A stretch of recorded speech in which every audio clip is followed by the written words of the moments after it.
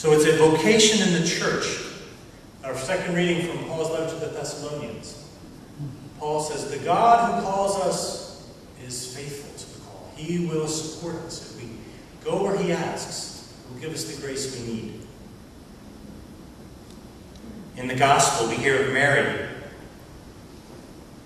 of Magdalene, seeking the Lord, following him. She followed him in life, she even sought him in death. Mary, like Mary Magdalene, follows the Lord. He has called her, and she follows, she seeks him. This vocation of hermit has a few different aspects. We'll just touch on them briefly. We'll think of four. First, solitude.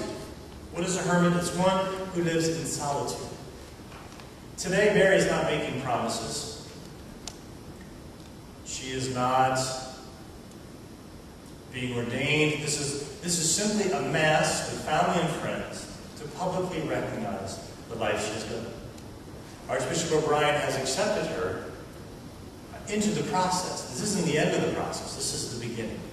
Now, Mary has been living, in a sense, this life already for 2 years, and learning as she goes along and developing a plan of life, a schedule. So the Archbishop O'Brien has formally approved her to be in the process. And this process will continue for several more years until he is satisfied that Mary is ready to make public promises, vows to him. So today is simply family and friends recognizing that Mary is living this, but a life of solitude, which means basically no visitors. And that's why it's necessary for us to publicly acknowledge, because that's difficult. That's difficult for us to understand, we who are friends and family who love her. But a hermit isn't rejecting our love, she's simply seeking a greater love, the love of God. So solitude, as it is possible, it depends on one's living situation. A hermit has to go to daily mass or go out to the parish church. They may have to run errands, especially if they're living alone, as Mary is doing. But as much solitude as possible, because solitude is where we find silence. That's the second aspect, silence.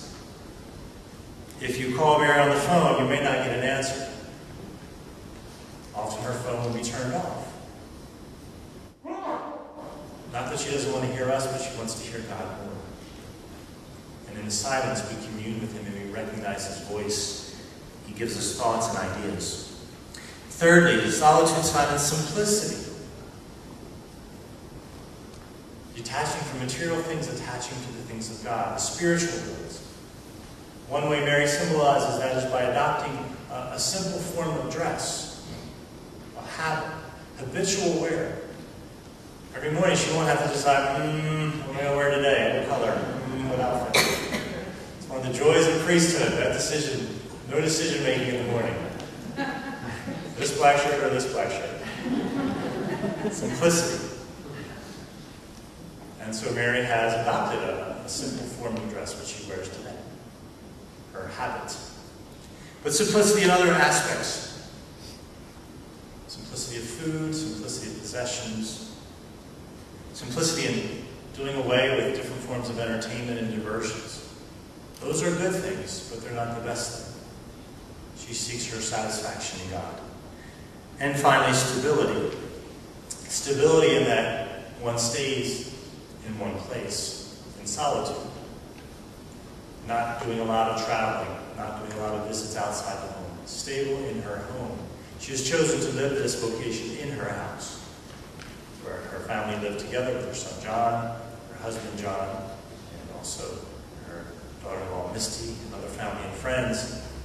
This home has now become her hermitage. And the Archbishop very graciously has given her permission to build a chapel in her house and to reserve the Blessed Sacrament there. Now, the Archbishop doesn't give this permission to priests. Priests aren't even permitted to have a chapel, usually in their rectory. There are some exceptions, but this is a very, very special privilege. And there are requirements, very formal and serious requirements of how to treat the Blessed Sacrament. The Mass will have to be offered there 2 times a month at least, so that she can commune with God in her home. But in all of this, know that Mary, as do all hermits, as do all religious, prays for us. She's not praying for herself, she's praying for the church. She's praying for vocations to priesthood and religious life. She's praying for her family, her parish, the archdiocese, the needs of the world. A life of prayer and solitude, silence, simplicity, and stability. We thank Mary for her prayers, and we promise her help.